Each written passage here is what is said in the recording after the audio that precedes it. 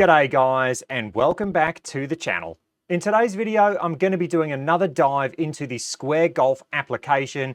We have had some slight updates, and I just thought it would be a good time to go and revisit the actual native application that you get with the Square Golf launch monitor.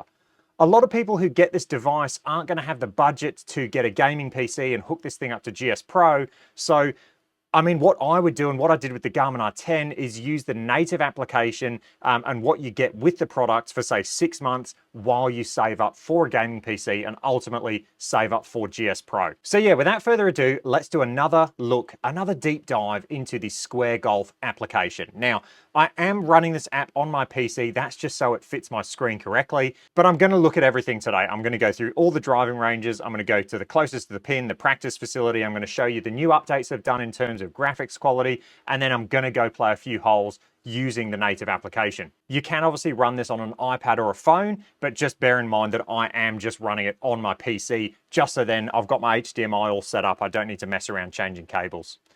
The first thing we'll do is we're going to jump in and we're going to go to the settings because there are some updated settings with this application.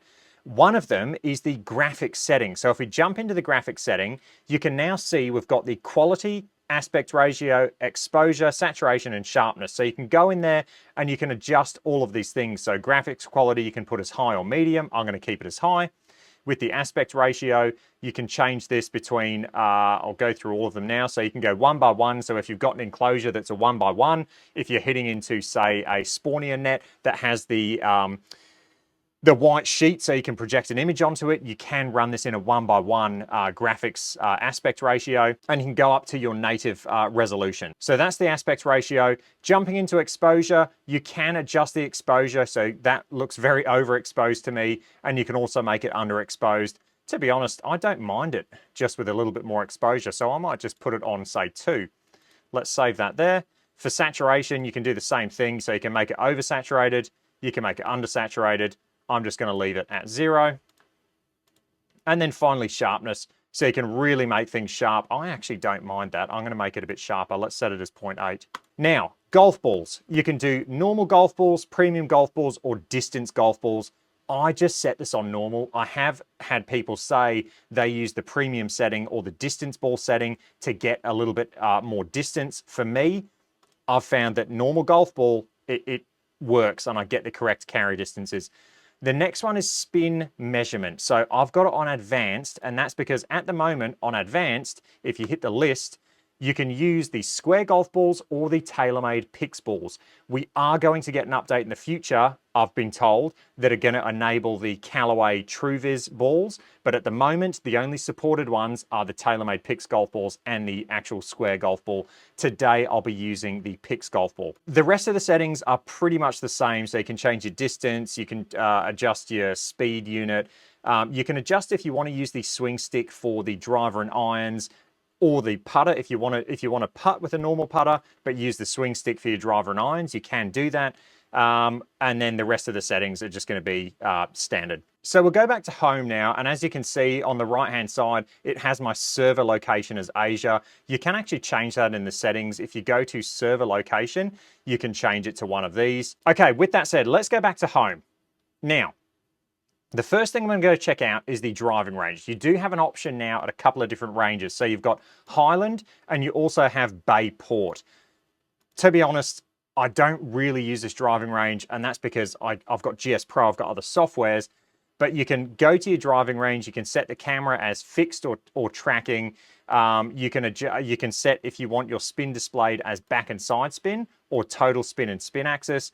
And then we can just head to the range. Okay, so at the driving range, you can see I've got all my data along the bottom there. Let me just adjust that so you guys can see. Okay, there we go. That view looks a lot better. So you've got all your ball data along the bottom there, and also the calculated or the algorithm-based data there on the bottom. So your apex and your carry distance and things like that.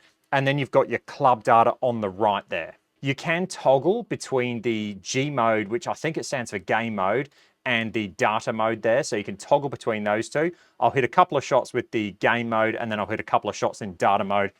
I'll hit a 7-iron because I do have the actual club data stickers on. And the club stickers for this unit, if you're not aware, they actually sit on the shaft of the club, and they sit 20 centimeters up from the actual club head. Okay, not a bad swing. But yeah, you can see all your data there. We've got ball data along the bottom, ball speed, side, so horizontal launch angle, vertical launch angle, spin rate, spin axis. You can see your shot in the virtual world, and then you also have all your calculated stuff from the algorithm. So your carry distance, total distance, how many yards offline, the apex and all that. On the right-hand side, you have your club data. So you can see that it's saying path was 4.3 into out. I was almost 6 degrees down, and my dynamic loft was 27.4.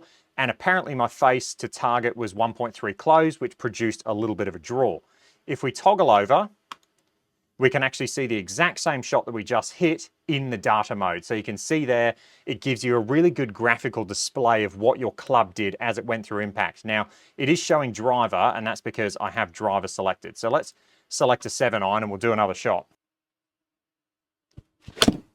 Okay, not as good, but we'll get our data. We've had club path slightly into out, a closed face to target, dynamic loft and attack angle look very similar. Spin rate there, it was a smother pull hook, so it's probably going to have lower spin.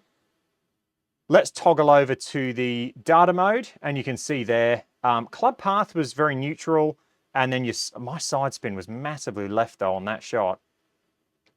You can see that it was 10.5 yards offline. The dynamic loft number actually looks pretty good, I'm not going to lie. We do know with this unit, the ball data that it gets is actually pretty accurate. It's less accurate with the Pix ball. So apparently it's more accurate with a square golf ball, the official ball that has the official marking. But I've found these Pix balls to be very accurate. And you can watch some of my videos where I test these. And I mean, it's pretty incredible what they've been able to do with these Pix balls and this unit. Oh, that was bad. I duffed it. You can see all the data there, 3.5 into out, so that looks like it's back to being a bit better. I was 4 degrees down, all of the data's there. And like I said, you can just toggle between, I like how you can just toggle that and you can just see a good visualization of what your club did through the shot there. So that is the driving range. I will be doing a club data video, so stay tuned for that. Okay, let's head back to the main menu and let's go to closest to the pin. So this one now, you can actually adjust your distance. So distance mode, I'm going to go random. I like this sort of practice. For me, this sort of practice is amazing. So I'll go distance random, and my distance is, you can actually adjust how far you want. So let's go 100 yards or 50 yards to 100 yards. And we'll go okay. Concede distance, we can do, let's go, yeah, 4 feet looks good. And then let's say go. I'll use a sand wedge now because I do have a club sticker on my sand wedge. So we've got, what's this, 63 to the front edge of the green and then 85 yards to the actual hole. I do think this is amazing practice. It's a really good way to practice your wedges, having this randomizer. You can see your heat map there, so you don't really need to click on anything. You can just get straight into hitting shots.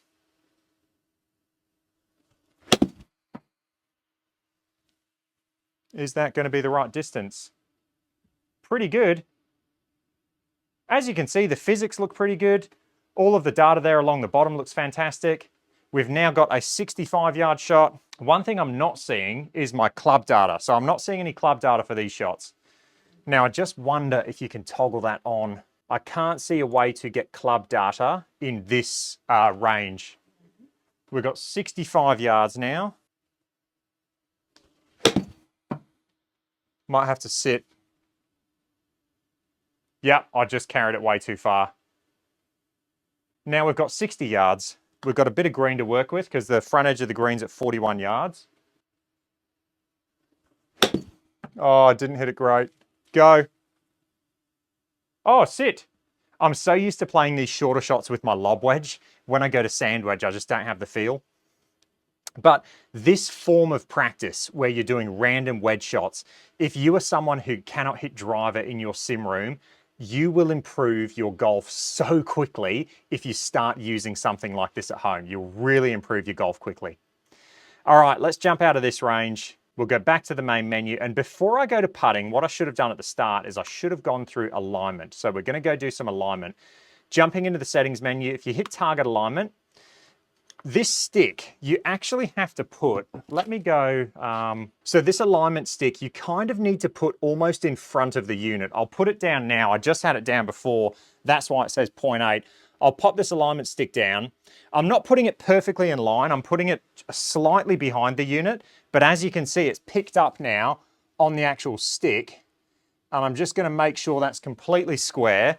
I do have floor projection, so I've got like a line going to the, parallel to the screen. You can see the unit there is picking up on it. Now, I could just select OK, and it would offset the unit, and I wouldn't have to do anything. So at the moment, it's not pointed correctly.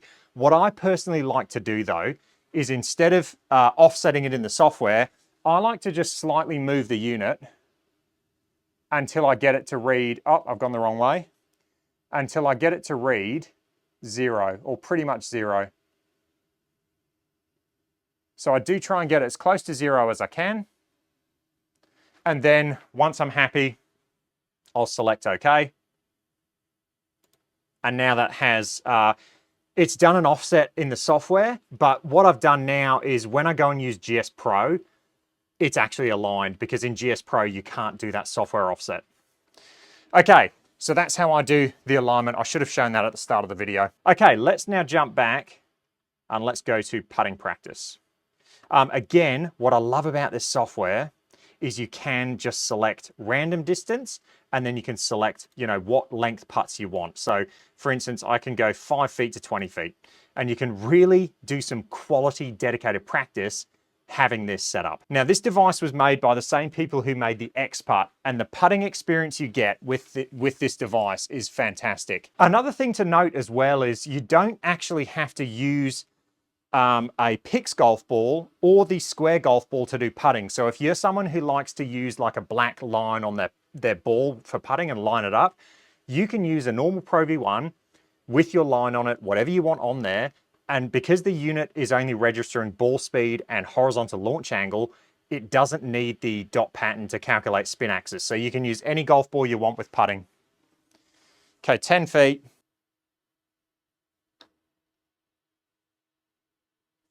Lovely, straight in the heart. This unit, I've said it before, it is so good at putting that it's just unbelievable. We've got a 16-foot putt now. You can really get good at practicing putting with this unit, to the point where if you just had a room where you could only do pitch shots and putting, you could seriously improve your game by getting this unit. That is the putting practice. And again, the graphics they're good enough. They are good enough. So the final option we have is game. So this is where you're going to use your credits. At the moment, as you can see, you can get credits from the Play Store or the Apple Store, depending on what device you have or what you use. But we're going to go back. We do have plenty of credits. We're going to go play some holes. Now, it's important to know that it costs a credit per hole to actually play simulated golf. If you play with 2 people, it's going to cost 2 credits per hole. So the amount of people that play the actual hole is going to be the credit amount that gets deducted. So if I go play now and I go play, say, 4 holes just by myself, that's going to be 4 credits. So let's have a look at the course list. We do have, I believe they've added some new courses. No, they look like these courses are going to be added in the future. So you can see which courses are going to be added. Let's go check out somewhere we haven't played before. Let's go play Midtown Golf Club. Look at that, it's got 5-star ratings for course and green. I don't know what that means. Wind will go light. We will go play, say, 9 holes. All of that information looks pretty good. And yeah, let's go play Midtown. Here's a little warning you get. So at the beginning of each hole, the credit equals to the number of players that are deducted. You'll need to have credits that can play 18 holes to start the game. So essentially what that's saying is you need to have at least 18 credits if you're going to go play yourself to actually be able to play. Right, I've got to say, the graphics, they look pretty good considering this is like a mobile device essentially. Let's actually aim a little bit left. Let's aim there and I will hit a driver. Not the best strike, but it'll play. Don't know about the backspin. To me, the backspin's a bit excessive. But we are using the TaylorMade picks, so they say themselves that the picks isn't going to be the most accurate, so we've got to kind of deal with it. All right, we've got 73, slightly up the hill, 48 to the front of the green. I do like, you can see on the mini map that little wave, and it shows you which way the wind's going. It's quite a nice animation. Wind out the right, 77 yards. Okay, this is a tough yardage for me. Should be pretty good. Oh, a little bit long. Spin.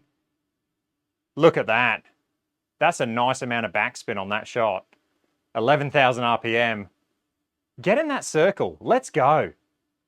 What a shot. That just ripped back, didn't it? Stimp 13 greens, I should say that. Here we go, we get a replay. Look at this, just rip back. I have to watch this now. I can't fast forward. I'll take it. Okay, second hole. We've got a par 5. 500, it's slightly into the wind. Oh, it's right. Oh, we've had a no read. We got saved by the unit there. Stay straight. Okay, it's a low spin bomb, that one. Chase. Lovely drive. 212 into this hole, slightly into the wind. So, this is tough. Let's hit a 5. Hit it solid. It's got to sit, I think. Hit it too good. That is a good shot. Sit. I'll take it. And it's so refreshing to see like ball speeds and carry distances and everything. Oh, that's going to give me a birdie. Have I got auto putt on? I might have auto putt turned on. Let me go to the settings. Concede distance 4 feet. I don't know why it didn't let me putt that one. That's odd. Okay, we'll keep playing. We got a par 4. This is a tough hole because we've got wind into 6 miles an hour of wind. And we've got a skinny fairway, it looks like. Hold. Oh, I've just pulled it. Stay. Okay, that's fine. That's just in the bunker. So the bunker is going to do... Oh, it's taken off 20%, so that's actually quite a lot. And we're into the wind, so it's going to play like 190 almost to the pin. Let's hit a 6 on then, just a punch 6. Be good. Be good. Oh, it's flown it. Sit. Okay, we're chipping. Wasn't a bad shot. I think I might have just mathed wrong. I don't know if the wind really played that much of a difference in that. 15 yards out of the rough. Okay, so let's land this about 8 yards or so.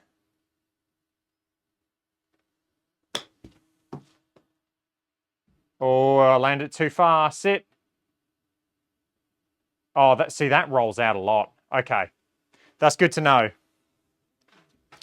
It's just getting to know. Oh, it's giving me auto putt. I don't know why it's giving me auto putt. Let's actually go in. What I might do is I will end this. What hole are we on now? The 4th. Okay, let's go quit. Auto putt is on, that's why. Okay, and then I can't select individual holes. So let's go play the back 9 first. Okay, we're on the 10th hole now. We got wind off the right. Let's, this hole, 284, but it's downhill 20, geez. Let's just hit a punch cut driver. We'll hold it up against the wind. I'll really cut this one. And this is just going to be a fairway finder. And this will be a good test just for the unit to see if it can really pick up on that low punch cut drive. Yep, absolutely no issues. And that's a really good shot. Perfect. Okay, 103 yards in. 103, wind off the right. So if we play this about 107-ish, Hopefully the wind hits this and brings it back. Oh no, that was not a good shot. Not a good shot. That is on me. I just hit that so bad. But we are going to get to show off the putting. So, 32 feet. Stimp 13. Okay, that's my GS Pro feel. And I've got to say, green speeds are pretty good. That is going to be a par. That was a nice putt as well. Now we've got a par 4, dead into the wind. This is a tough hole. What makes these courses tough is the hole is surrounded by out of bounds. If you look left and right, I mean, there's just no leeway. We're dead into the wind as well. Should work. Yep. Perfect. Just going to be in the rough, unfortunately. And that's going to leave 106 dead into the wind out of the rough. So 116-ish yards. So let's just do a punch 52. Oh, sit down slightly. Yeah, lovely shot. We will take that. Okay, we've got a birdie putt. I can actually, I think, control, yeah, I can control this with my control box as well.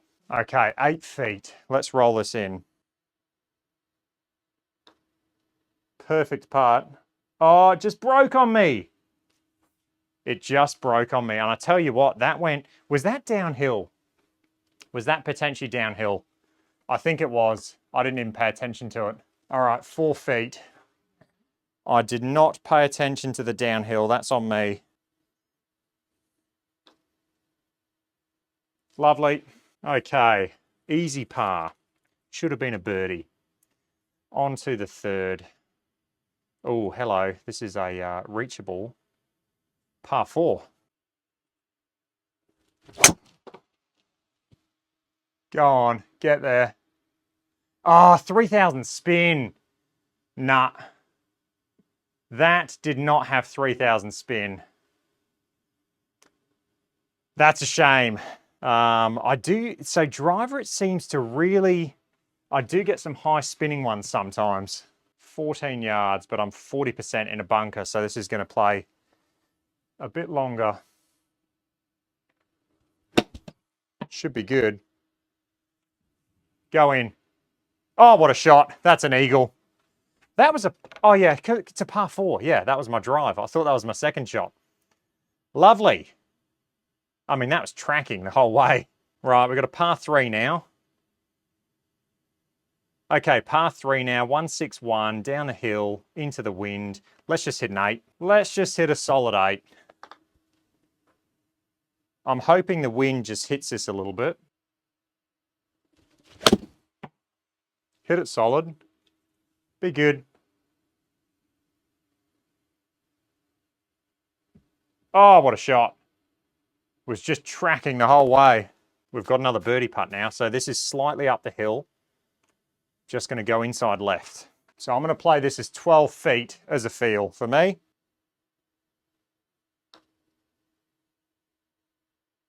No, the uphill really killed that. 4.1 ball speed. Just give me a sec. 4.1 ball speed on GS Pro Stimp 13's 12 feet. So I hit my intended speed. So yeah, maybe the green speeds are slightly, or the uphill, I should say, maybe the uphill affects this software a little bit more than it does GS Pro. They're all going to have their own different algorithms and what they think, you know, the actual uphill or downhill, how it affects the putt. And you'll get used to it. It's just getting used to each software. No, I towed that horribly. Low spin bomb. Go on, get out there. Stay in the fairway. It has too, lucky. That was not a good strike. Okay, we got 258. This is tough now because we're downwind. A hybrid's not going to get there, so I'm just going to hit a forward, but it's not going to be full, let's put it that way. It'll have to be like a punch, cut. Sit. Might be good. Oh, what a shot. Sit down. Oh, it's going to roll through. It was a good shot. Did exactly what I was trying to do. That's going to be a putt. That is going to be a long putt. I don't even have the heat map all the way to the hole. So I'm just going to play this pretty straight, I think. In fact, let's just go slightly to the right. Oh, actually, looking at the heat map, it looks like it does go a bit further back to the right. So let's just go there, 50 feet. I'll play it. I'll hit that a bit softer because I know with my X putt, these, yeah, look, they just roll out way too far, these putts. I should have known that. The 50 footers are not the same on the X putt as they are GS Pro. How hard did I just hit that? 10.5, which is 55 feet on GS Pro. It went, what, almost 100 foot on the X putt, on the Square Golf software. So, yeah, the long putts, they do play very different on this software. 38 feet. I'll hit that very soft because, again, I'm scared of going long. Okay. So there is a bit of a difference if you're looking at ball speeds with putting. There is definitely a difference between GS Pro, and it's to be expected. Each company's going to have what they think. 8 feet, slightly up the hill. Yep, good putt. It is a good par. On to the 6th hole now, which looks like it's par 3. 155. Where am I aimed? Am I even aimed at the pin? Okay, 155. That's weird. The fairway doesn't look like I'm aimed at the pin, but I am. 155 yards. Wind off the right. So let's aim a little bit to the right. I'm just going to play a punch 8-iron. Oh, fanned it out right. Get left. Get left. I just left that open. I felt it. That'll be a downhill putt by the looks of it. Yeah, we're downhill. So we'll play a little bit more break. I'll be touching this one because after just sending it way past on the last hole, 24. Let's play it 20 feet as a feel.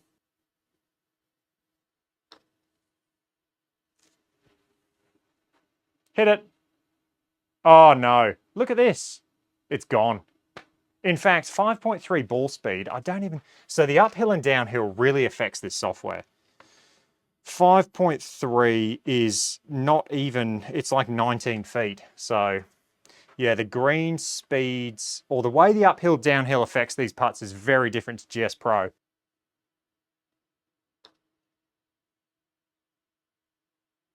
Didn't hit it. Okay, that's going to be a bogey. Okay, let's play the 7th hole now. This will be our final hole of the day. We've got a par 5. It looks like I'm going to have to lay up again, slightly into the wind. So yeah, let's just hit that same like little punch cut drive up there. Cut. Oh, it's not cutting for me. Stayed pretty straight. Just going to be in the rough.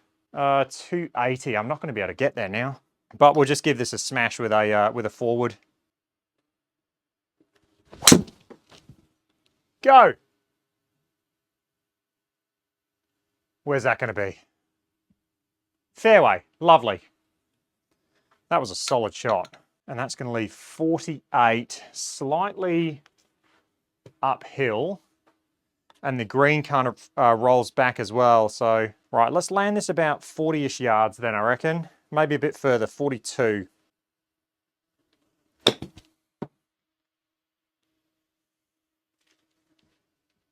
Not a bad shot. Should be an uphill putt, which it is. Uphill, slightly left to right. Let's aim just inside left edge. Nice birdie. And we get our little replay. If you get a birdie or an eagle, they reward you with a little replay. Okay, that is going to do us. Okay, guys, that is another look at the Square Golf Launch Monitor using the native application. I do think this application is definitely something you could use In my opinion, it'd be a bit of a stopgap.